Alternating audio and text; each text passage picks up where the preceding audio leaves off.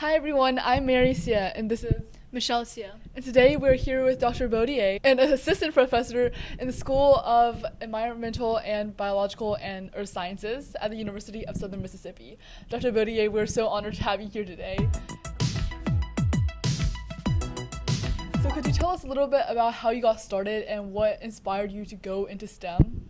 Sure. Well, I think I was always a person who really liked being outside. And when you're outside a lot, you see a lot of interesting things going on in nature that the adults around you can't explain. And so I became really fascinated with, what are the antlions doing in our front yard and things like that. And, I think that naturally led to a career in science somewhat. Mm-hmm. I will say that there are a lot of things that cause hesitation in me in pursuing a career in science that I think maybe a lot of other women relate to as well. Mm-hmm. But then there are other things that are independent of my gender, like the common misconception that if you like English and you like writing, then a career in science isn't for you. Actually, it's quite the opposite. You need to be good at writing. Mm-hmm. Half of being an academic is writing. Right. If not more, right? And so I think maybe in high school I thought I had to choose between writing and science, and I was really thrilled to find out that that was not the case, that I can do both things. And as an undergraduate, I was looking for an on-campus job, and I saw that there was someone who was looking to pay an undergraduate student to count ants, and I thought that sounded hilarious. Really? And so I was like, yes, sure, I'll take a job counting ants. And I was at Louisiana State University, and it was a fire ant research lab, and there was a master's student who was interested in studying the effects to ant communities of fire ant treatment baits. And that was a really cool project, and I learned all sorts of things about how to identify ants.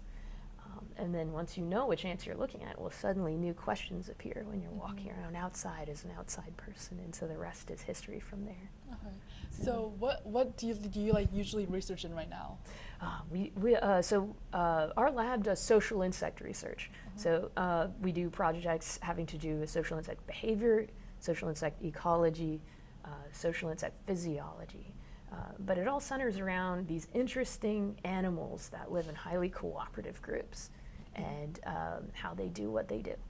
So do you focus on what is around, like in Mississippi and Hattiesburg right here, or do you go further off and explore what's in nature? It's a variety, right? We have a few local projects. We have one project on a local paper wasp, another one on a subsocial beetle that some students in my animal behavior course actually started in Lake Thoreau, which is a facility associated with the university. Yeah.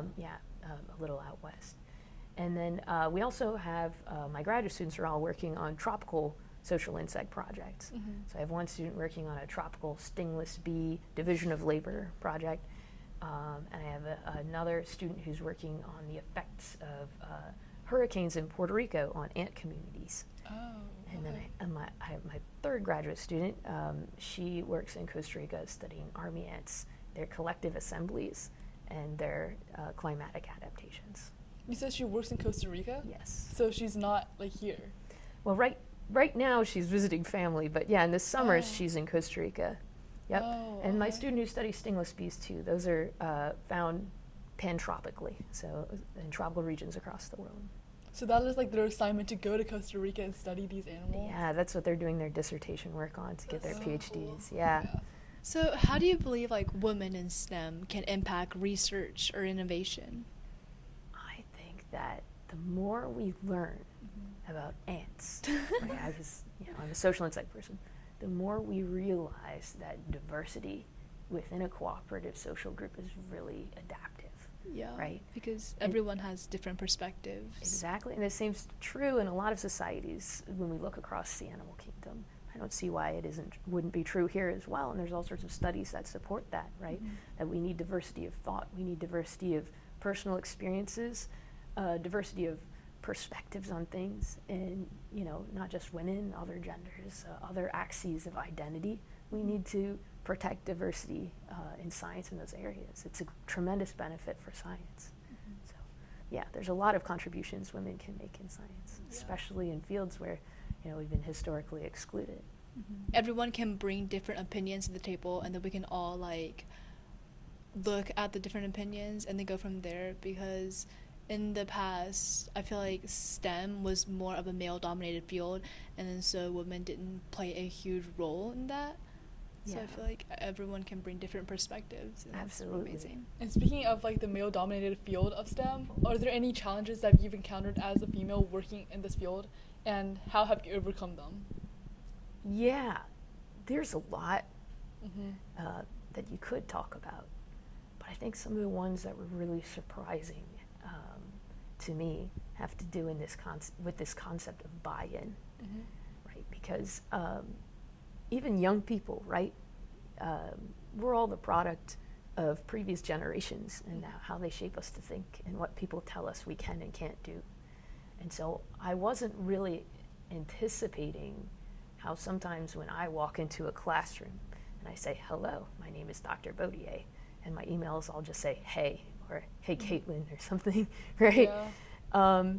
And for my male colleagues, they'll say exactly the opposite. They'll be like, I tell them to just call me Carl, just so I'm less scary, and they won't do it. They keep calling me Dr. Qualls or something, you know? Yeah. And that seems like a really big difference. Another big difference is I honestly think it's kind of my job to help my students see themselves in my job if they want to, Mm-hmm. right? And so it's not usually my inclination to force students to use, honorifics and to put me on a pedestal over people. Mm-hmm. But then I also feel a responsibility as a woman to ensure that my students are learning to respect women equally Yeah.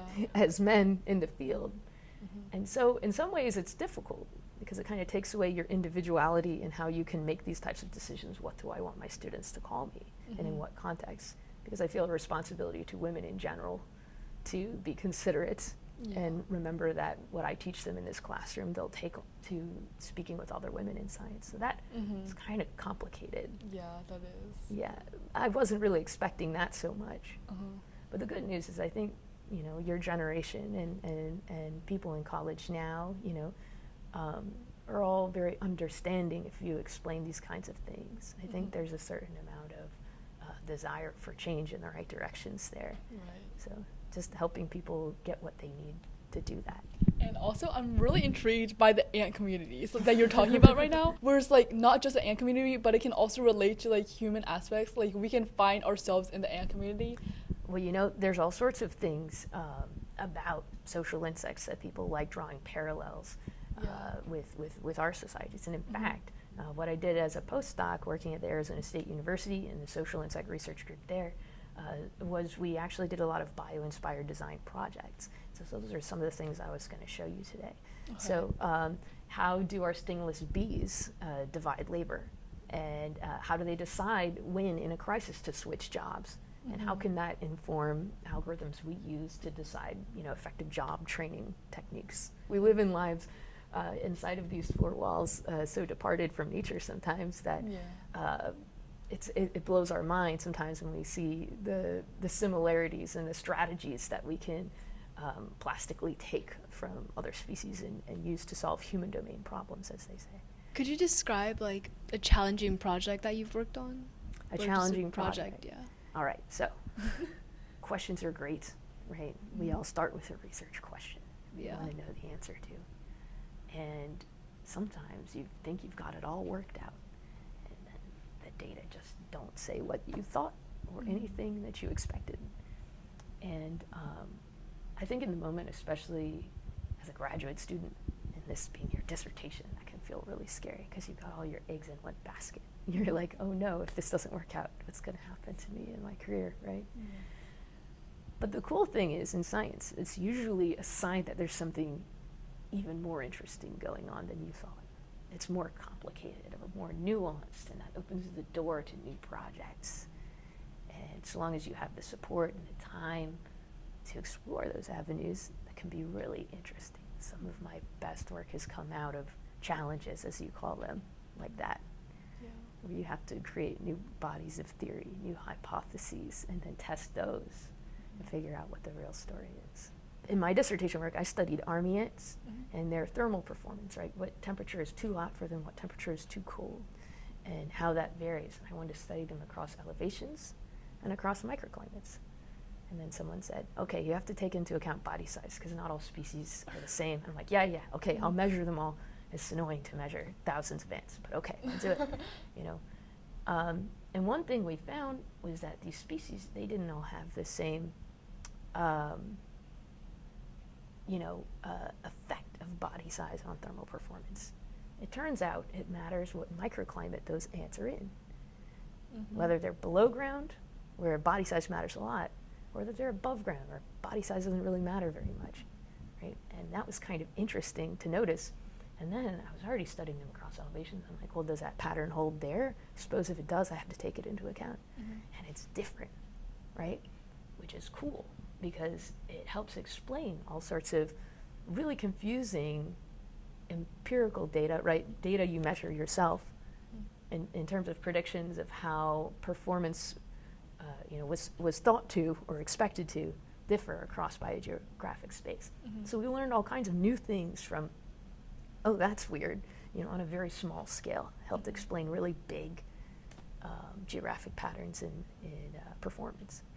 Right. So there's also a lot of aspects that go into account when you're trying to do one research, right? Like the body size, the temperature. The type of research we do sometimes, so there's what we call a manipulative study, like an experiment, right? And there's non-manipulative studies. So whenever you're talking about the evolution of something and how it happened in the past, it can be difficult to do manipulative studies, right? A lot of times we're just observing what we have now and taking a best guess based on those data. We can use genetic data too to help us account for how things are related, and so that can be difficult. And so that was part of the difficulty in this study, right? Is that we couldn't go back in time and change the climate in just one area and see if things evolve differently, right? But there are ways to do that, right? There are people who study fruit flies that have a really fast generation time, and you can keep them in incubators like this. And you can study how, over just a few generations, right, climatic variables can change things like that. Yeah. So just out of curiosity, so how long does each study take? Because measuring the size of ants, it must take a long time. It does. Yeah. It depends on how many ants.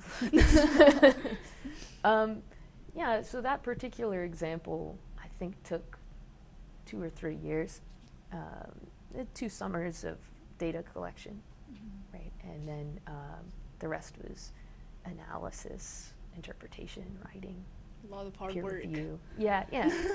I think, though, we have what's called a pipeline for progress. So you usually have a bunch of projects you're working on all at once, and they're in different stages. So, yeah. How would you encourage young women to pursue STEM? Maybe my graduate students, for instance, as an example, if they had a hard time, they might be scared to tell me, oh no, I messed up this project, right? And so it's my job as someone who now is in charge of other people to make sure that they feel as comfortable as possible coming to me with things that might be bothering them. But it's also really important to have a really big network of support. And so something that's really great that one of my graduate students did is she started with another graduate student, the Biology Graduate Student Association, or the Bees Graduate Student Association, I should say. And so that helps graduate students support each other as peers who have been through similar experiences really recently. And that can be really important too, especially if you're someone who has an identity that's really underrepresented in science. Just finding one other person with that shared identity can be a big support. Right? And I feel like role models are really important in this aspect. So seeing someone do what you're trying to do. Yes, yeah. But even I'm a woman in science, but I have students who are international students who face all kinds of challenges that I didn't have as a graduate student. I have all sorts of things that I have to think about too in being a conscientious advisor. And one thing that's great is to have many mentors that a person can turn to, not just one. So we need to diversify science at the upper levels too for that reason. Help people have those mentorship experiences they need. So if you could give one advice to younger students who want to pursue STEM but feel barriers or feel like stereotypes that prevent them from majoring the STEM field, what would you suggest for them? Don't be afraid to pursue what you think you might want to do. It used to be that a person would pick a career and they're kind of locked in. Right? Yeah. A lot of your schooling goes in that direction. And in this day and age, people move careers a lot, right? So if you started off as a literature major like I did, right, it's okay. The most important thing you can do as a high school student, as an undergraduate, college student, is try things you think you might like and see which one of those is something that really seems right for you. And I think finding a community is really important. Finding other people with similar interests at your own career level and beyond, right, is really helpful. Because I think it doesn't matter how determined a person is sometimes. If you've heard just enough people say, no, don't do that, it can be hard to have the courage. Right? And you said you started off in literature, so how did you switch to science? Well, the truth of the matter is, when I was a kid, I really wanted to do science. Yeah. But I think as a younger kid, didn't always have the grades to make people impressed enough to believe that was a viable career. And one thing that I was initially really scared about was math. Because I had a really scary math teacher for some of my earlier years, and I just thought I was pretty bad at it. But once I came to university, I realized that wasn't so. It was fine. Okay. Dr. Baudier, thank you so much for having us today, and we learned so much from talking to you. And this is such an inspiring talk to be able to learn all about all of this. Well, thank you for this massive effort, this endeavor that you two have put together. It sounds like a really cool thing that you're doing, and thanks for inviting me to be a part of it. Thank you so much, and thank you guys for watching. And can we have a tour of your lab now? Yes, sure. All right.